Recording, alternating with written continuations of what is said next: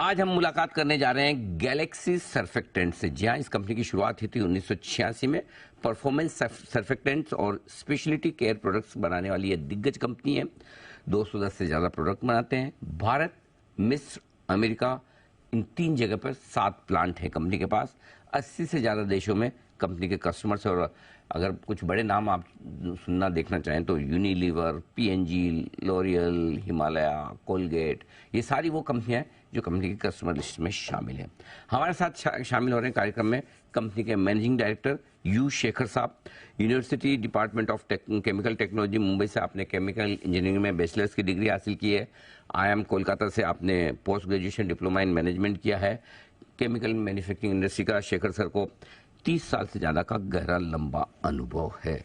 आइए, हम नतीजे के बाद मुलाकात नहीं कर पाए। 10 नवंबर को नतीजे आए थे, शुक्रवार को बाजार बंद होने के बाद। उसके बाद से दिवाली वाला माहौल चल रहा था, फिर एक दिन थोड़ा छुट्टी टाइप का माहौल था। तो हमने सोचा कि सर को इन्वाइट किया जाए, नतीजों पर पूछा जाए। तो पहले एक बार जरा मैं नतीजे आपके सामने रख दूँ। आय 20% घटकर आई है। कामकाजी मुनाफे में भी 5% की रही है कमी, 125 करोड़ के आसपास रहा है। और उसके अलावा आपके लिए मार्जिन जो है वो 10.5% से बढ़कर 13.25% के आसपास आए हैं। और मुनाफा 8% घटकर 77 करोड़ रहा है। ये है नतीजे। शेखर सर, बहुत बहुत स्वागत है सर। सबसे पहले तो आपको नए साल की बहुत बहुत शुभकामनाएं। एक बार नतीजों को ही समझाएं। थोड़ी सी रेवेन्यू और ऑपरेटिंग लेवल पर, प्रॉफिट लेवल पर कमी आती हुई दिखी है, क्या रही इसकी खास वजह सर?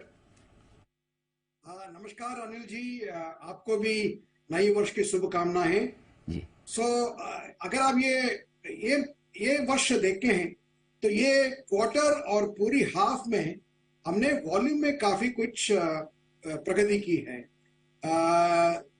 ये क्वार्टर में पर्टिकुलरली वॉल्यूम ग्रोथ जो था 9.8% था। और पूरे H1 में हमारी वॉल्यूम ग्रोथ रही 8.6%। This is very significant for us.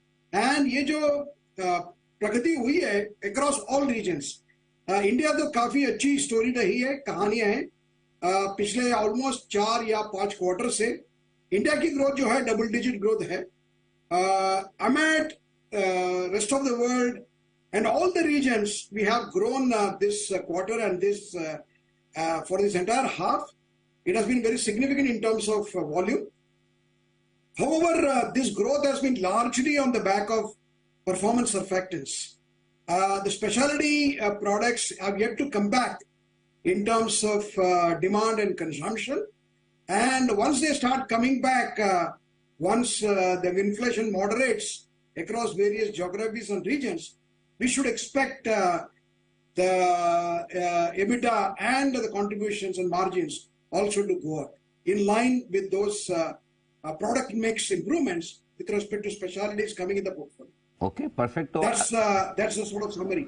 Perfect sir. अब बिल्कुल थोड़े अर्ली रिवाइवल के सिग्नल्स आते दिख रहे हैं। नॉर्थ अमेरिका, यहाँ पर रिकवरी किस तरह की दिख रही सर? और स्पेशलिटी, आपका प्रीमियम स्पेशलिटी सेगमेंट जो है, बिजनेस जो है, उसमें किस तरह की रिकवरी के संकेत आपको आ रहे हैं, जरा वो समझाएं सर। या नॉर्थ अमेरिका में अभी भी मंदी है अनिल जी। आई थिंक ये पिछले 4 क्वार्टर से ये मंदी है। और कुछ 2-3 क्वार्टर्स हमारे हिसाब से ये समय लगेगी इसके लिए, North America to come back to consumption. We do see some green shoots improvement in Africa Middle East region as well as Europe. Asia Pacific तो सडनली इंप्रूवमेंट्स दिख रही है। सो वी फील दैट ये जो है सिर्फ inflation की वजह से है। इन्फ्लेशन जो है सही तरह से इसका करेक्शन होना चाहिए, फिर हम ये कंजम्पशन वापिस आते हुए देखेंगे इसको। जी Shekhar sir, North America still is very tepid market as of now. जी शेखर सर, आपके जी आपके मार्जिन थोड़े बेहतर हो के आए हैं। 2% मार्जिन बढ़े, 12.7% के आसपास हैं। आपने गाइडेंस भी दिया था कि हम मार्जिन थोड़े मेंटेन रख पाएंगे ऊपर की तरफ। ये बताएं सर, साल भर के लिए किस तरह के मार्जिन की एक्सपेक्टेशन रखी जाए? और रॉ मटेरियल कॉस्ट आपकी थोड़ी कम भी हुई है जिससे फायदा मिला है, क्या उम्मीद की जाए कि रॉ मटेरियल कॉस्ट कम ही रहेगी अब? या अनिल जी, ये जो मार्जिन जो है ना ऊपर नीचे जाते रहेगी, ये जो है टॉप लाइन के हिसाब से, क्योंकि टॉप लाइन पूरी रॉ मटेरियल्स की फीड स्टॉक की प्राइसेस के हिसाब से एडजस्ट होते रहते हैं। सो ये जो मार्जिन जो कहते हैं दैट इज एबिटा पर in terms of top line will go up and down. हम अपने आप को मेजर करते हैं वॉल्यूम इंक्रीज के हिसाब से। we always say that if our volume grows, then that is what is performance. In terms of